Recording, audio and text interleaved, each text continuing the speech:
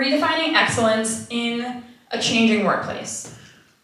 Redefining excellence for me, when I think about culture and work right now, is really about how do you create your best path forward, right? How do you use the way you work to create your best path forward? And so that could be great, shiny success that you're dreaming about, or it could just be also creating the life that works perfectly for you. So there's a bunch of options here if we can re-examine the way that we work and the way we think about what's excellent. So, I like to make this clarification. When I'm talking about culture has a million different definitions, right? Have you guys ever heard 10 people give the same answer on culture? No. So when I think about culture, there's human resources over here. That's great. There's culture, some overlap there. The culture that I like to work with is really in the middle of learning development and this, like I would say there's like team bonding and the kind of stuff you traditionally think about culture here. Where I like to work is examining how you work and really focusing on skill building. There's a lot of skill building that we're missing in the workplace right now, and so that's really where I focus my programs. So, quick agenda. We're going to go through my goals for you.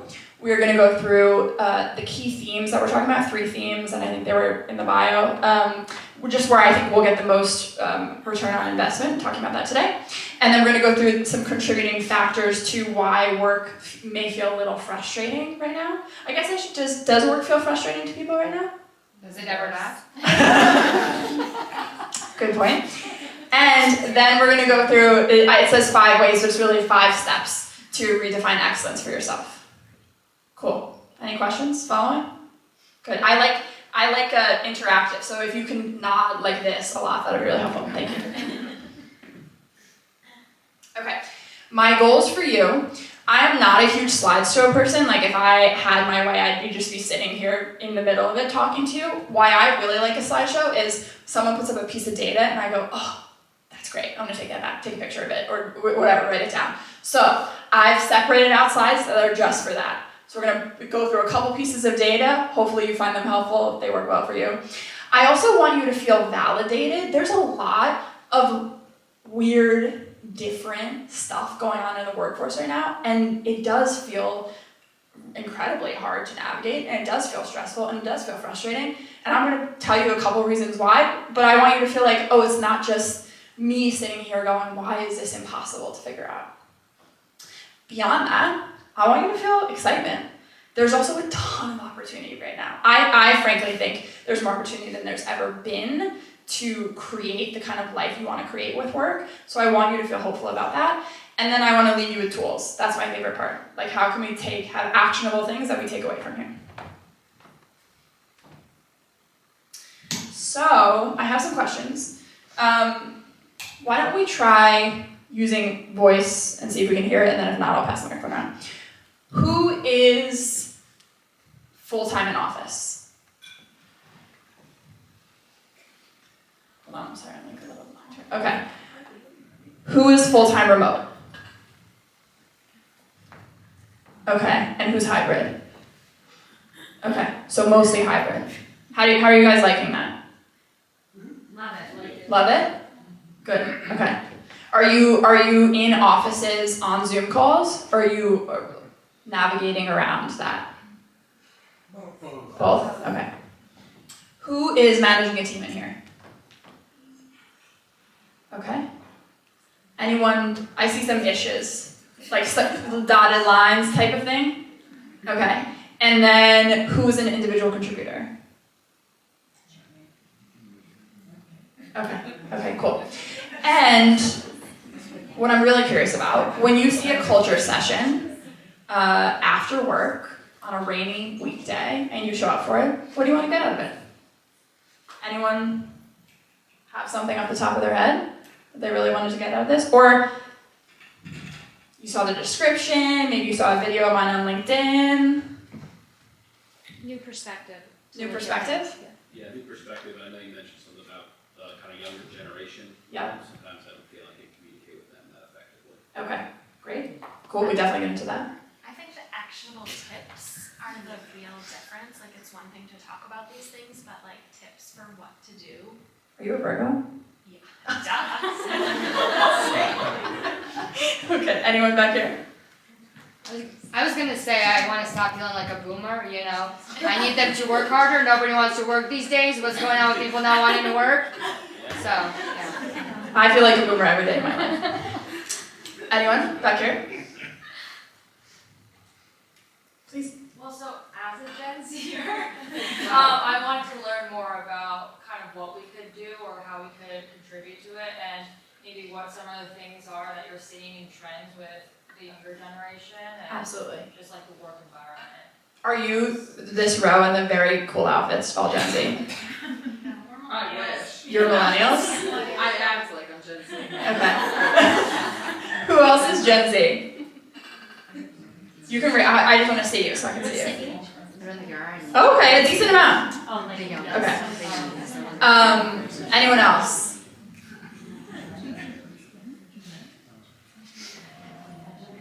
Good? Okay, that was good to start. Wait, did I miss someone? No? Good.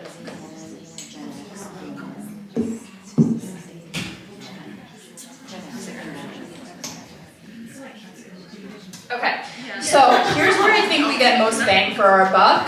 And thankfully, I don't know what I would have done if it was completely different than what you guys said in the audience, but thankfully we're going intergenerational. There's a lot of expectation differences. I don't know if you can feel that. Yep, we're gonna get into those. We're gonna go remote hybrid challenges. I think I am such a hybrid fan. I was gonna say stan. There's not enough Gen Z for me to go full slang. I'm such a hybrid fan. I think a lot of companies are not doing it well. Like people are going into offices to sit on Zoom calls, which is the worst of all worlds. It sounds like you guys have some like pretty decent situations, but helpful to talk about anyway. And then operationalizing what is unique about you and what is unique about your team, which is always how I sort of exit a team out of my program. The next step towards you really finding your flow in this is you figuring out what's unique about us and how do we make that happen over and over again. Sound good? Okay, entering the quick pick data zone. Has anyone heard of the Allen curve? Okay, so the Allen curve was discovered by MIT researchers when they were, let me not stand right in front of it. Okay, hold on. When they were studying engineering teams during the race to space. They were just basically trying to figure out what made a team more productive. They found it was proximity to each other. So basically, at any distance less than 8 meters, does anyone math? I have no math skills for translation. Anyone know what 8 meters is in feet? 24 feet. Okay. So 24 feet, 8 meters. Communication frequency becomes this like drug. It's this invisible bubble that you're operating within. So without any conscious thought, these teams were finishing projects 32% faster, and they were communicating like 4 or more times a day. So they were having this sort of consistent communication, interaction with each other without being really conscious about it, and that was just because they were sitting close to each other. Because when they moved 50 meters? It's just 50? No, 50 meters. What would 50 meters be in feet? 100. Okay. Thank you, someone over here, whoever's doing that. It turns off like a tap. Because you can hide your computer screen easier. So this was pre, I think, everyone having personal computers, actually.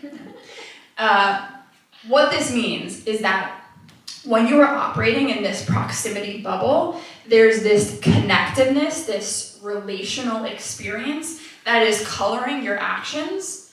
And if you're not aware of it, when you move out of the bubble, you don't have that relational experience with each other. So I imagine some of you may be figuring this out right now or having this illustrated in your work life. So if Kate and I were working together and we were remote, Kate's remote, I've been working for 15 years. When I have a disagreement with someone, so say we're in a meeting, I mess something up, she's mad at me, my habit would be, let me take her out for coffee, we'll talk about it, we'll smooth it over. Because we aren't in that proximity, and that proximity bubble isn't coloring our experience, we don't have that same kind of interconnectedness. So if we haven't created that remote, I can take Kate out for coffee, or we can do a virtual coffee, it's not gonna do anything. Have you guys experienced that? Like trying to rely on old habits where in remote it doesn't work as well? So that's one of the things we want to be cognizant of. Perpetual load theory, everyone heard of this? Anyone heard of this? Do you like my ChatGPT illustration? Thank you. Basically, our brain's processing capacity is large but limited. It maxes out at 6,000 thoughts a day. Also to note, it gives greater priority to highly emotional thoughts. So, it's incredibly unhelpful in a work context. Because if you're sitting in front of a computer, and you've got this going, and you've got your phone going, maybe there's something going on in the background, if someone sends you a text like, oh, someone's mad about whatever, some work drama, your brain is going, that's a priority, when that could actually not be the thing that is most productive that day. But that's when we are overloaded, that's how we're working. We're just constantly jumping to the next thing that feels like the priority and is going off of our emotions. Does that make sense? Anyone feel that? Yeah. So it's another just good thing to understand, right? I have a tool for how to tackle it. And then I'm not personally a huge fan of remote work. I think there's so many ways it can be done well.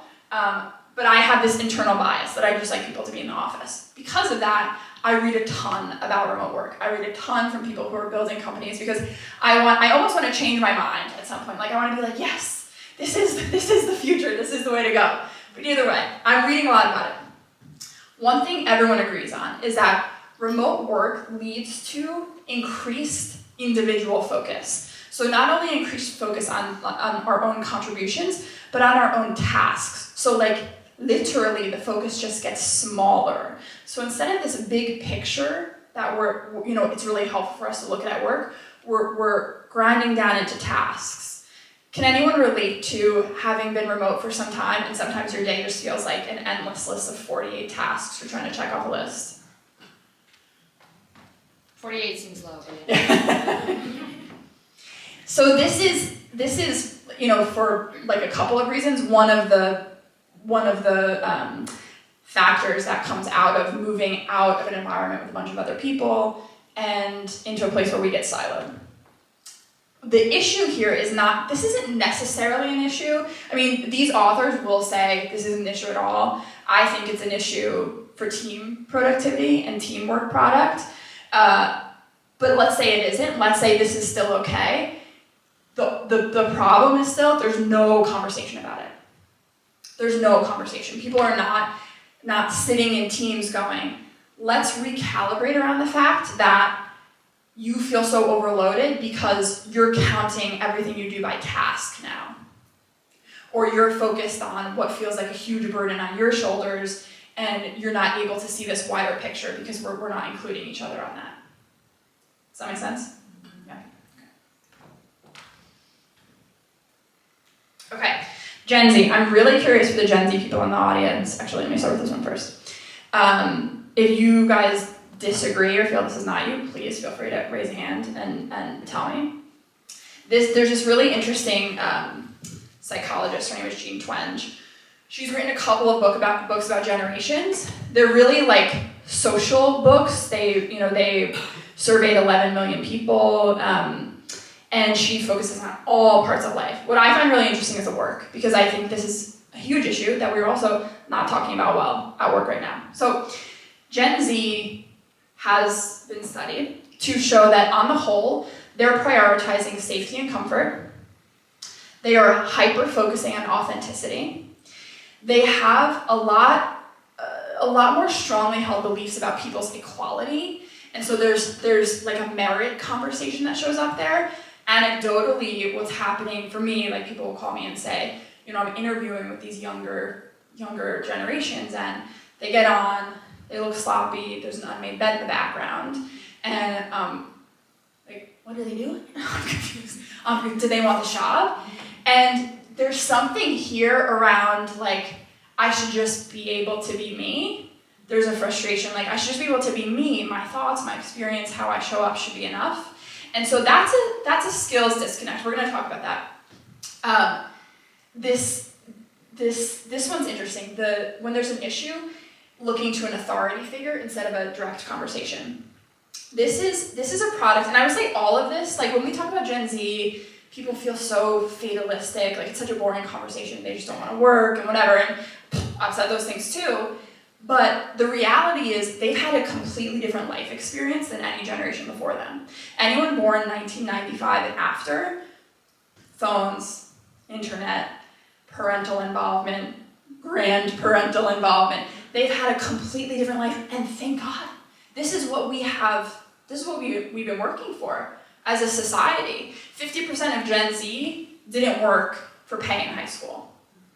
Between 70s and 90s, the highest it ever got was 20% of people in that age group not working for pay.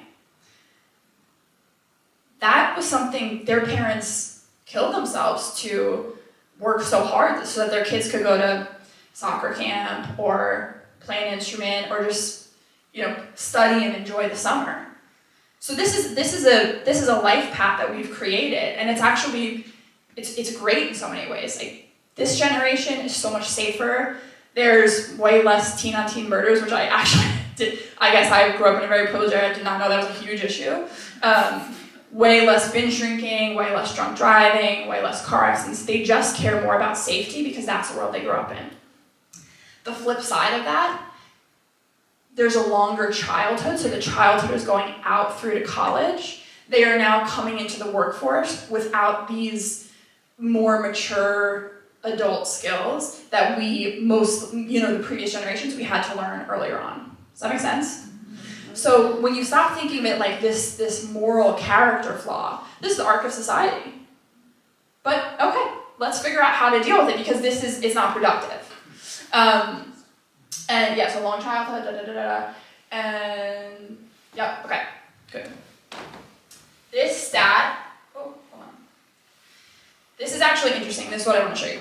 This is another huge piece of why we are struggling with Gen Z in the workplace.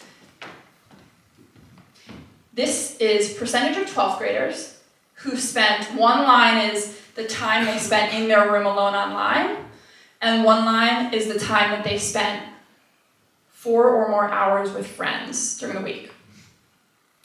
2006 to 2015. Would anyone like to tell me what that green line is? It's the friends. The purple line is online. Percentage of 8th, 10th, and 12th graders who get together every day or every other day.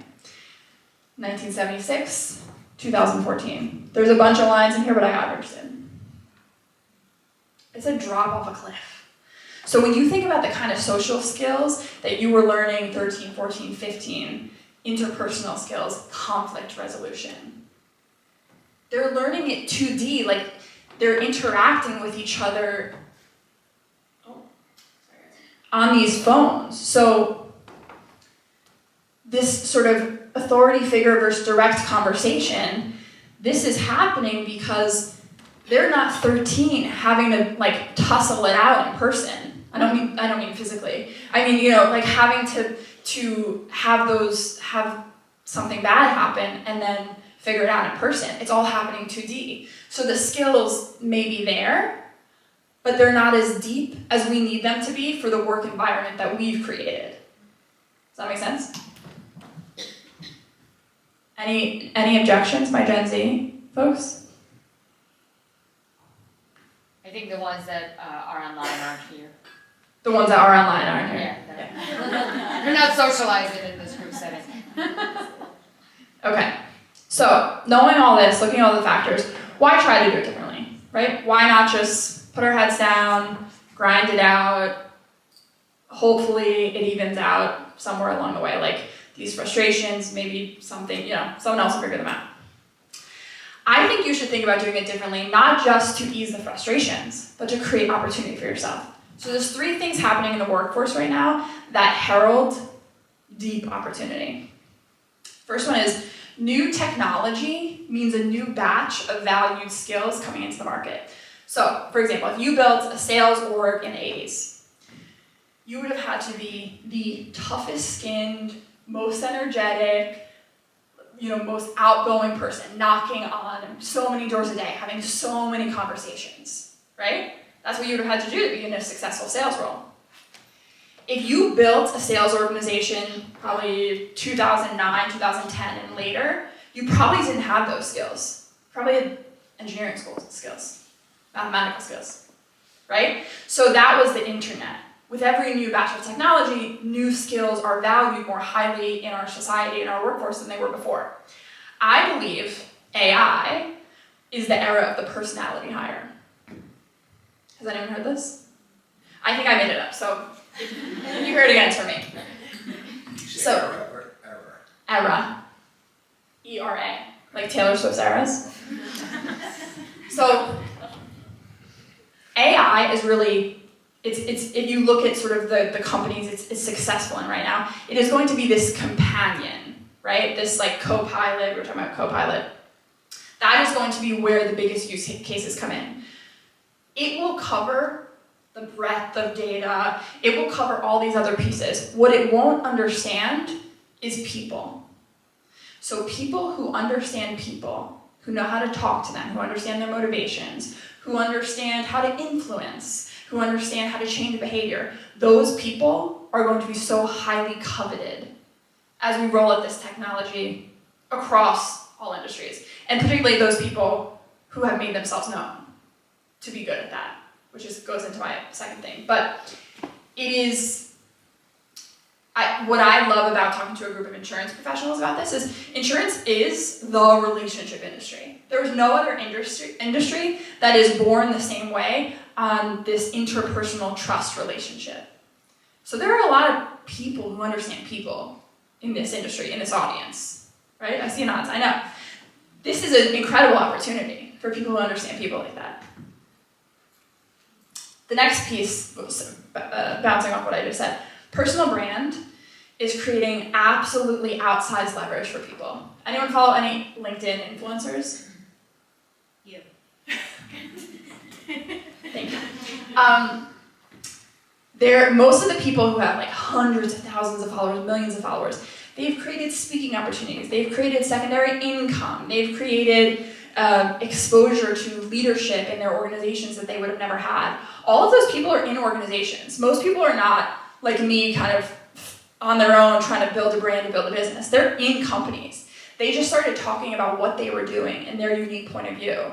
And frankly, I put a post on this week. All I want to see is people in companies talking about what they're doing. I'm so sick of seeing solo founders and coaches and CEOs talk about it. I want to see people employed in companies talking about their work. And it was that one was reiterated very firmly on the internet. So everyone wants to see this. But to my point, being you, having your unique point of view, being able to express it has never been more valuable.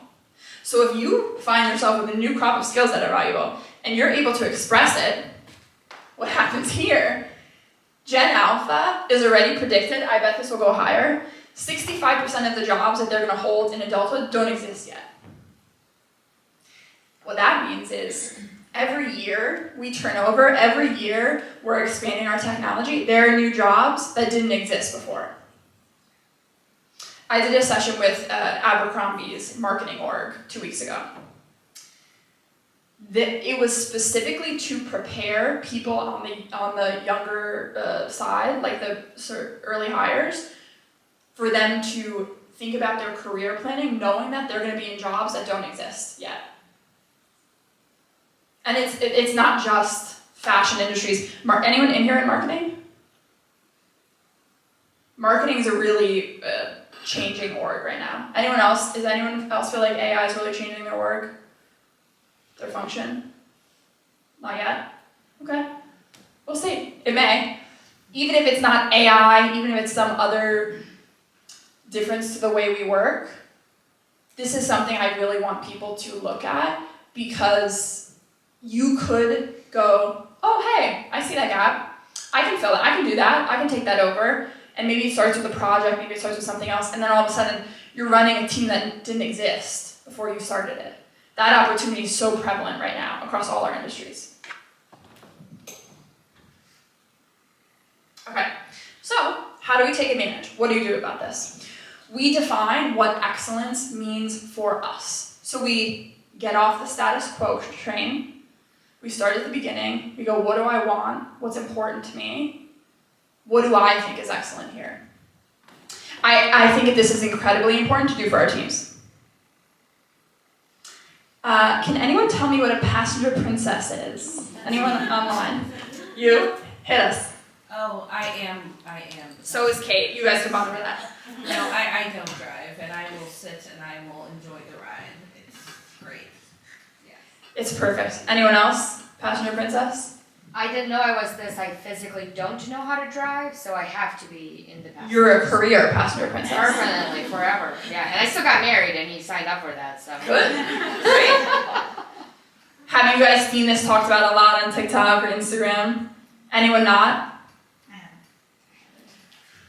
So passenger princess is this concept that we talk about a lot online, where it's a lot of women talk about it, particularly women in like really high-powered jobs, where they go, I want to get in the car with my husband, boyfriend, partner, whatever. I want them to drive. I want to enjoy the view. I don't want to think about it. I'm just going to go where they drive. Like, I'm the passenger princess. I don't want any responsibility here. You feel? Mm-hmm. Brian has 2 kids, so he's had several passenger princesses in his recent lifetime. So that's awesome. Love that for anyone in their personal life. This cannot be the way you operate in your work life. It can't. And I really like talking about this to, I'm in my mid-30s, like millennials, Gen X. I think we were socialized on a diet of being the passenger princess. I think we were socialized through movies and TV that we have to be chosen, that someone has to pick us, someone has to find us valuable. Wait, someone at work will see you, they will see your value, they will give you a chance. It wasn't, you don't want to try too hard, you don't want to be seen asking, you don't want to be seen wanting. We didn't even have good language for that.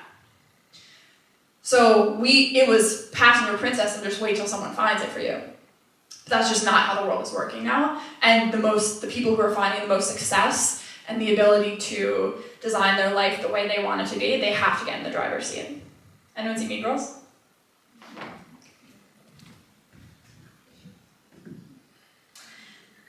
Wait, actually, hold on. Let me do this a different way. So, said a different way, this is your ability to create for yourself an active career path versus a passive career path. Has anyone heard the squiggly career theory? I definitely didn't make it up. It's something on TikTok, but it's basically this idea that this laddered path, you hit a really low ceiling now. It doesn't work the same way it did, where you just go, okay, I get into a job. My grandfather worked for the airlines. He got into a job, he works really hard, you go up 1 rung. You work really hard, you're there 2 years, you go up another rung. There's not a lot of surprise movement, but there's a lot of predictable movement. That's a hard career to have, right? Because you compare yourself to everyone around you. It's like, well, that person just jumped up that ladder. But your story's not theirs. Your timeline isn't theirs. So it's a really frustrating experience to look at it that way. But more importantly, you hit a low ceiling. You don't have as many opportunities. When you take an active, and I like to call these all learning points, when you take an active role in your career, and for me this is like, these twists and turns aren't necessarily all new jobs, but it's like, can I try that project? Can I go on that trip? Can I go to that conference? Can I take this course? Like, learning, bringing new things into your environment creates a path full of so much more potential. Some ways I like to start here. These are I think, easy ways to start getting in the driver's seat. It's really about creating a common language for yourself, your team, your mentor, your manager, whoever you want to be involved in that, about how you work, what's important to you. Anyone familiar with any of these? Yes? What do you like? Any of them? Favorite? Back here? I see the nods.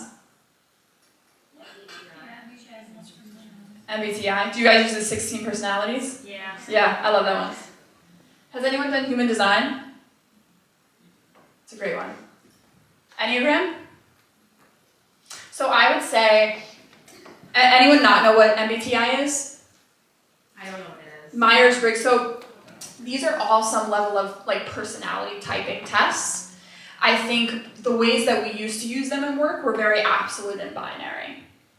It was, you're this type, this is how people should approach you, this is how you should think about your work. The way I like to use these is to put the info in, get the readout, highlight what works for me, what I resonate with, what I find interesting with, and like a bad picture, forget the rest.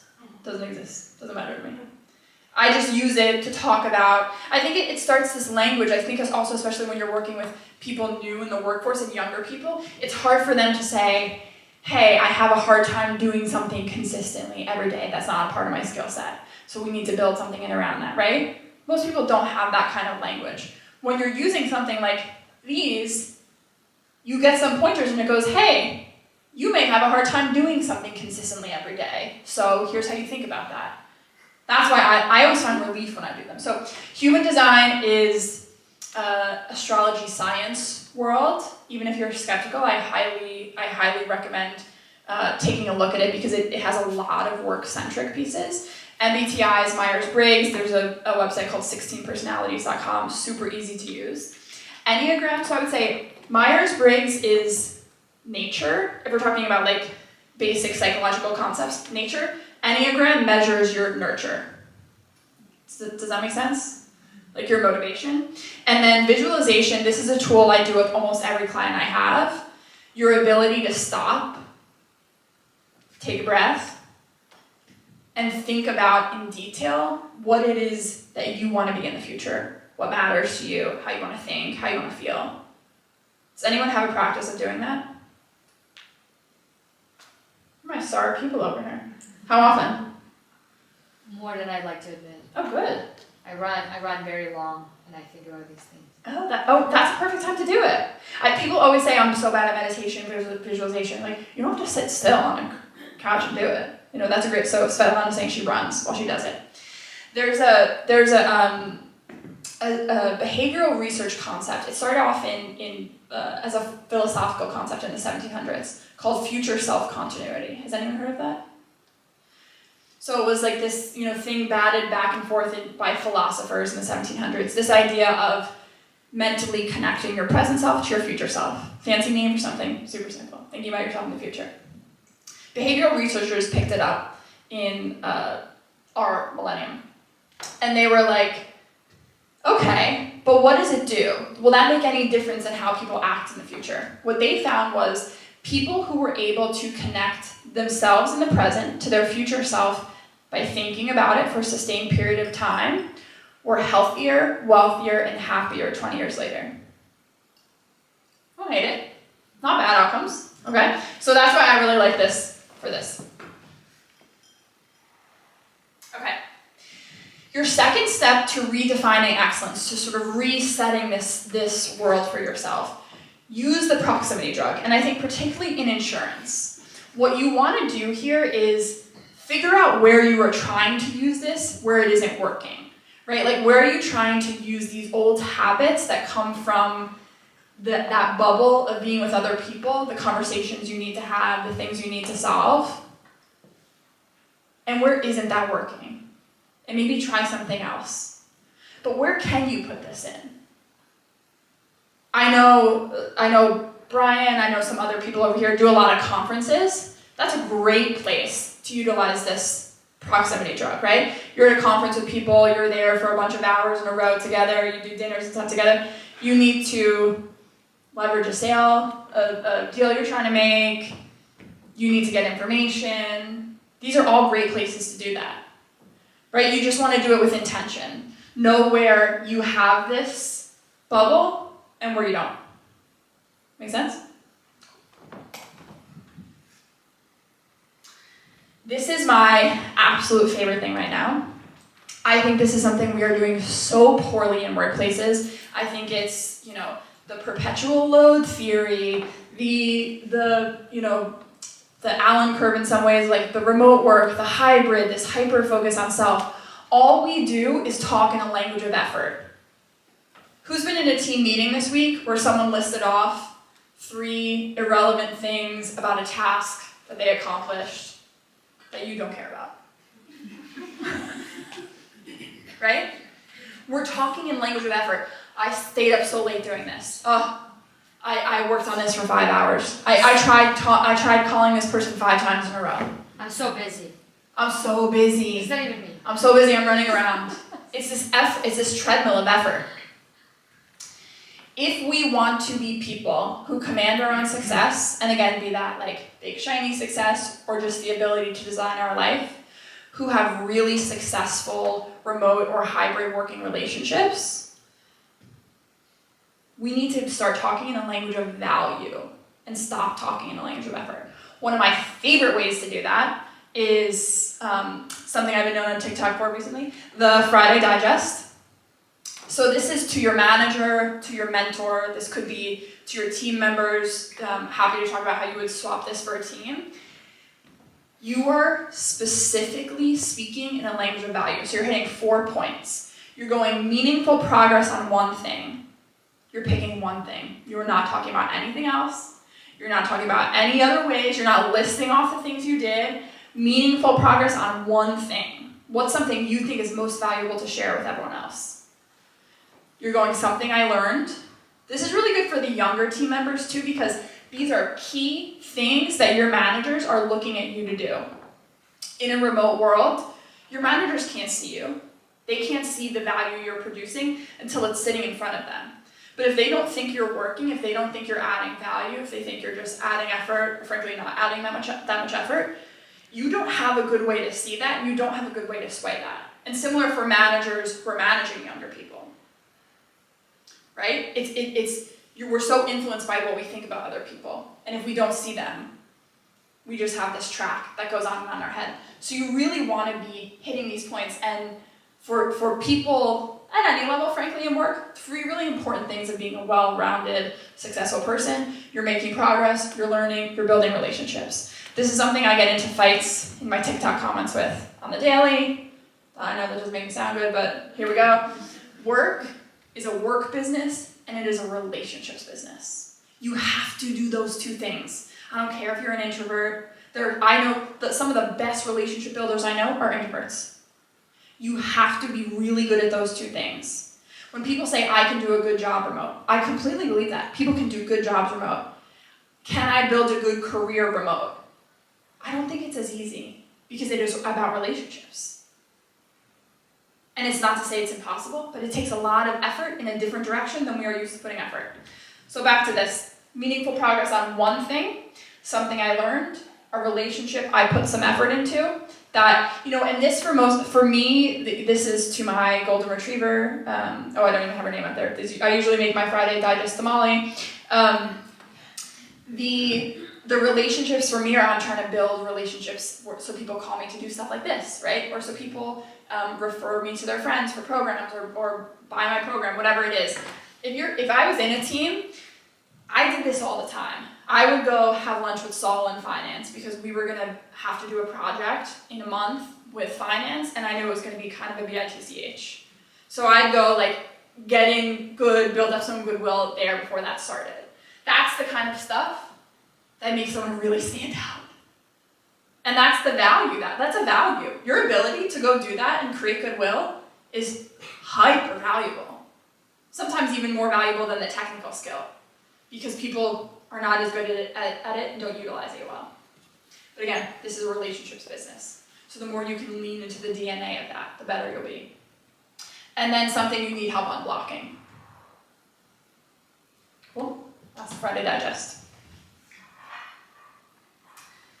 The 4th step to redefining excellence is talking about how you work. So this is really funny. I was working with a legal team this week, and it was half lawyers and half paralegals, and the kind of people who are such consummate professionals, the paralegals, they've been at this, it was a big insurance company. They've been there for 20, 30 years. They are just workhorses. It was uncomfortable the first couple exercises we did because they've never talked about how they worked before. All they did was put their head down and get it done. That's a lot of people, right? We live on that treadmill of, especially in a high volume workplace, you just do the work. You're not talking about how you do it. But I don't think we have that luxury anymore. And I think we are way better served by figuring out what works for us. This is back to that, we don't want to be the team passenger princess, just along for the ride of wherever the company wants us to go. Let's figure out how this works for us. Let's make this a little different. So some of the ways I like to do this, and I'm going to give you some specific examples, are talking about dynamic and roles, constant priority articulation, I'll talk about that as well. And then this is a big one for our younger crew. I'm actually building a program that I've been testing out on TikTok that helps train a younger generation on like these soft skills. Frankly, everyone can use it, it's like we all need a refresh, but define what this means. Like, what are the soft skills you want your people to have? Polished, engaging, resourceful, follow through. Like, what are those things that you want your people to have? Define it, talk about it, measure against it. Otherwise, it doesn't happen. You can't just sit around waiting for it to show up.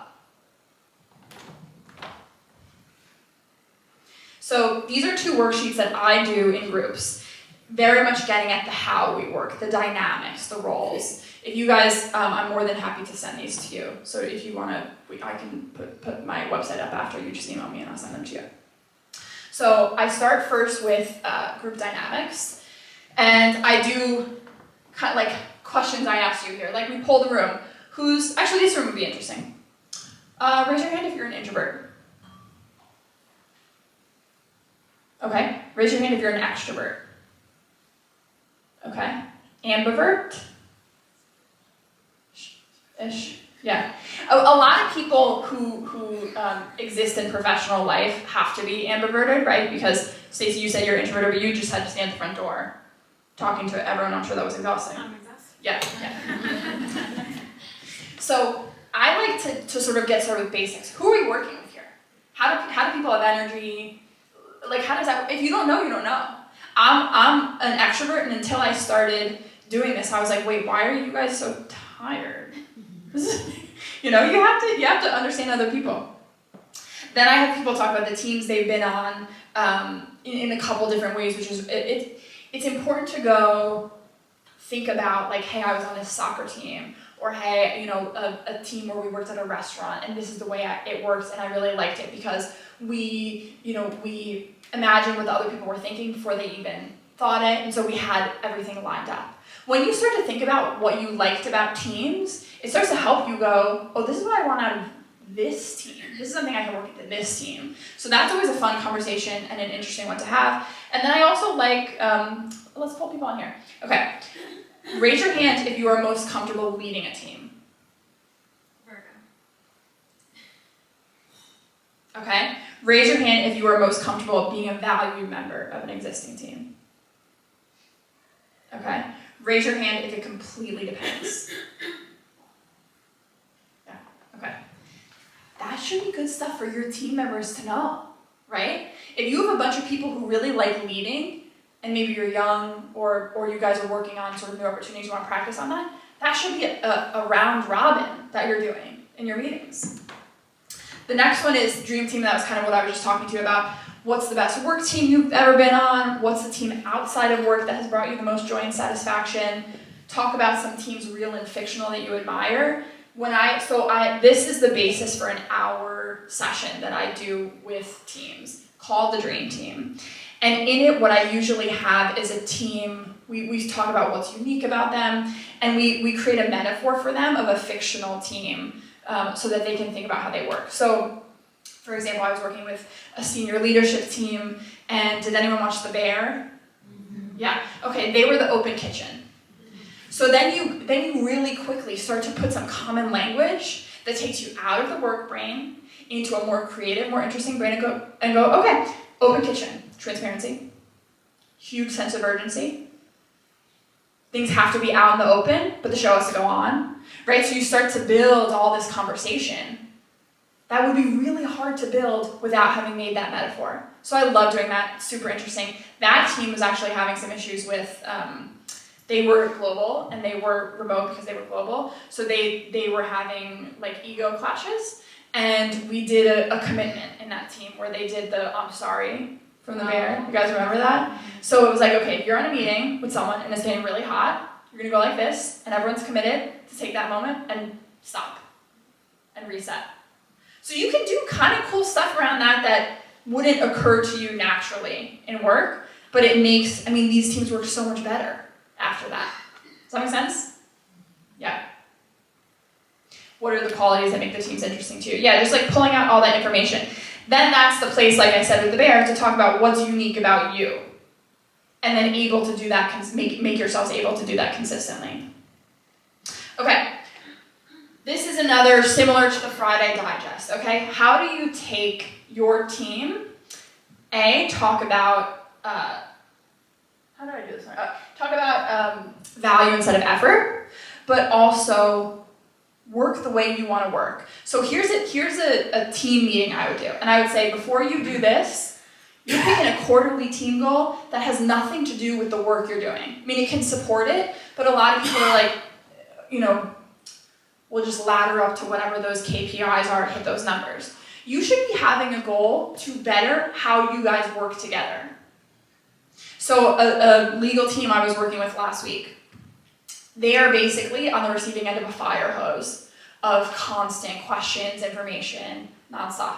So one of their team goals now moving forward is, how do we create a barrier to tell people how to work with us so that everything comes in a more organized way? That'll take time. That'll take effort. But that's a goal worth pursuing. It'll make their work better. But it's not the status quo, right? It's not something you usually think about. So picking your quarterly goal is really important. And then here we go. Let's say there's 5 members on this team. This is a weekly meeting. Manager goes, okay, based on everything that happened this last week, external factors, what we need upcoming, here are the priorities. Like, here are the scope of our projects. I'm going to reprioritize them each week so you understand at any given situation where your energy is best served. Anyone doing that now? Anyone like to do that? Of course, Savannah. Well, Okay. I don't know if I like it. We're trying. You're trying? Back to the point you made about fully remote.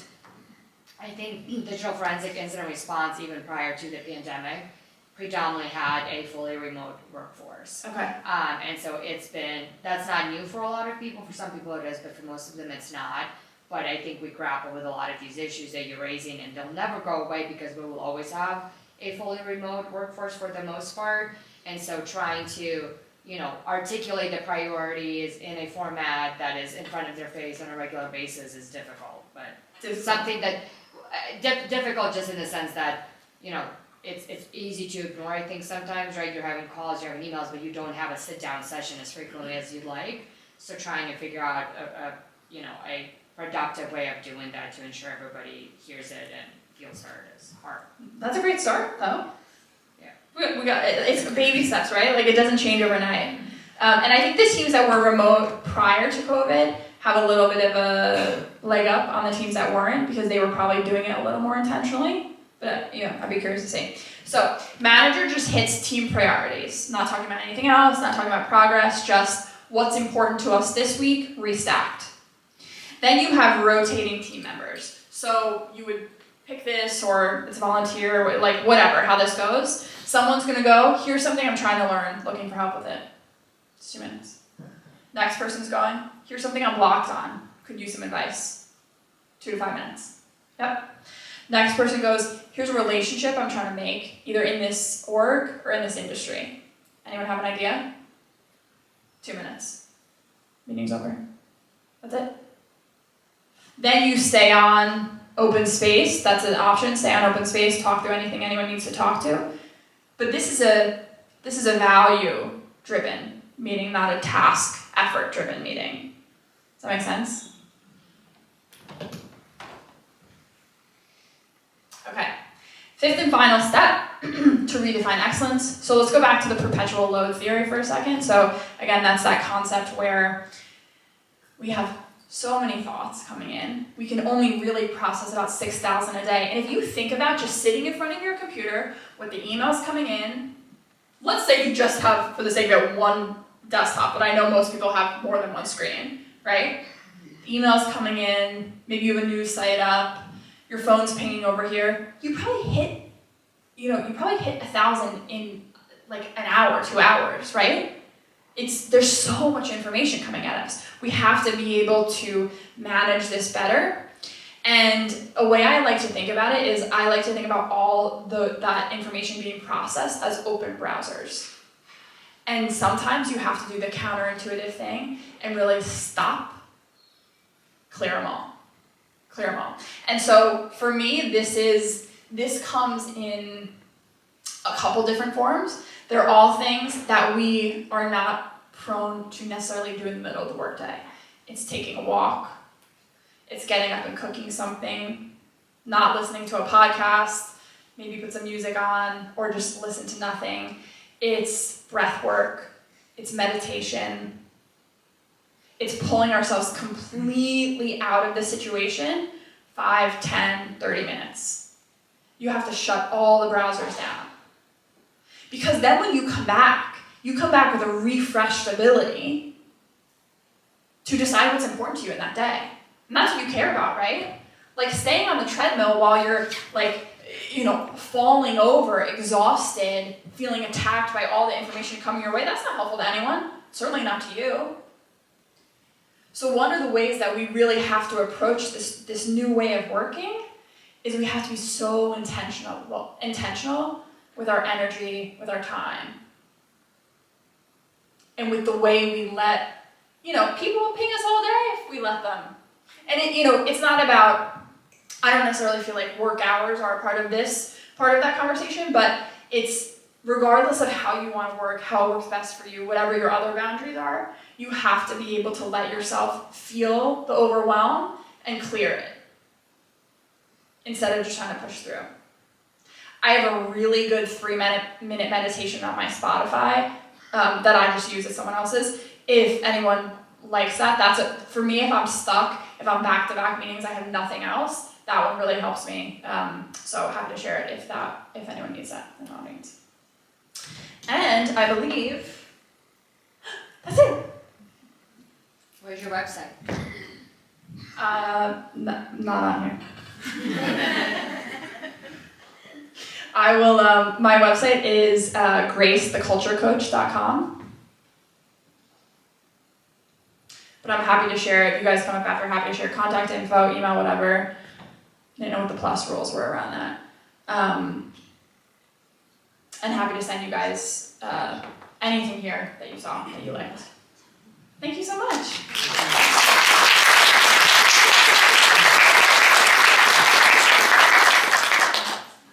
I was just gonna say, join us for another reception afterwards if you'd like, where there's drinks and I believe more food. It seemed like there was really good food happening Yeah, out more there. heavier appetizers, I believe is the. And Grace will hang out. I will hang out. Does anyone have any questions while we're still in here? Sorry, I don't mean to occupy all the space. But back to the fully remote, right? So obviously you're doing a lot of research on productivity or lack thereof. What are you finding for companies that have decided to be fully remote?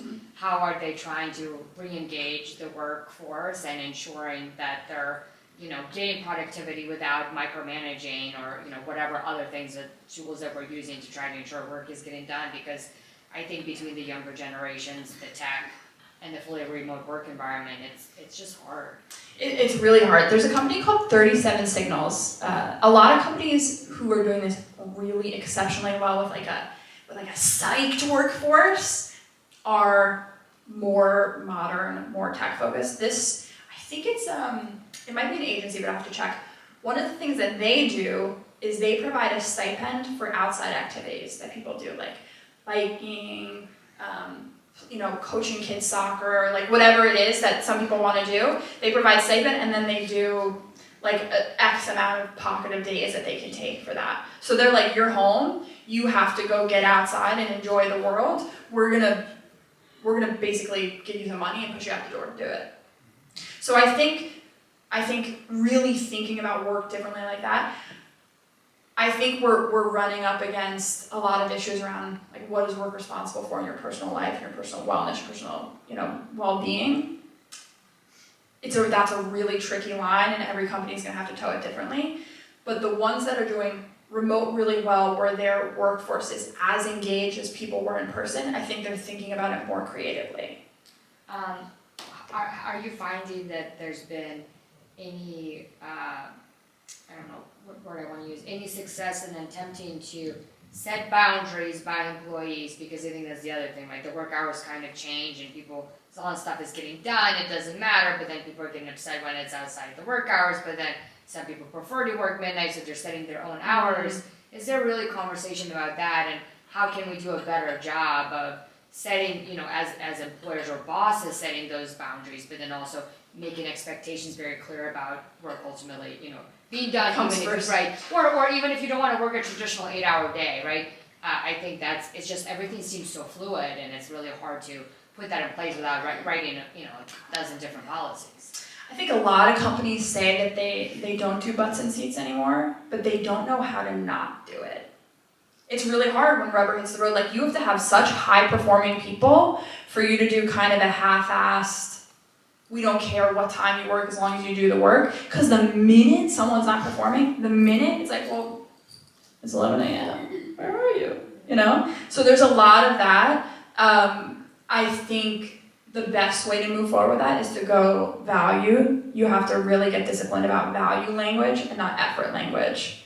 And also then be quite strict about people. If they are not adding value, then they don't get to participate, either as a team member or in that flexibility. But I think my hope is that our future of work develops as such, and that we move a little bit away from this. I didn't really get into this, but one of my least favorite things about corporate life is that we treat people like children. And so that's an effort language, right? You tried, you're there, you're here, you showed up. But if people really want flexibility, they have to be able to speak and show up in value. You don't care when I'm here, but my work is done. The only team that's ever worked for me was a team of moms who were full-time caretakers. I had them working part-time for me, and the value was unquestionable. I didn't care when they worked, I just needed the work to be done. That was the easiest. So, hire moms. That was the easiest one ever. It's hard. It's hard. People have to experiment. I mean, there's not a lot of great culture books now, but any books that are talking about this in sophisticated ways, there's no one size fits all. I would never say that. You have to experiment and see what works for you. Thank you. Sure, of course. Anyone else? Any questions?